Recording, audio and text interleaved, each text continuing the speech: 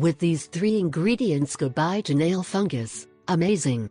Remember, all people are not the same.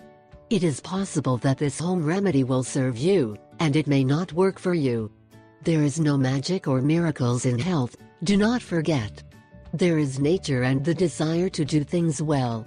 If you have doubts about what you do, consult your doctor. We will not be responsible for what might happen. When fungi appear on the nails can be very embarrassing, although these can be treated with certain topical treatments, antifungal drugs that are oral, and sometimes with the surgical removal of the nail. The only thing is that with these treatments have side effects. The good news is that today we show you a traditional herbal medicine to treat toe fungus and without side effects. These are natural oils, fruit juices and dry products. So pay close attention and note the ingredients you need for this effective natural method.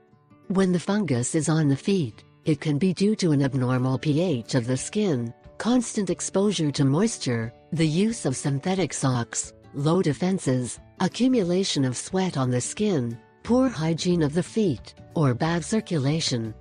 But now you will know how to get rid of these fungi effectively. You need ethyl alcohol 90%, hydrogen peroxide,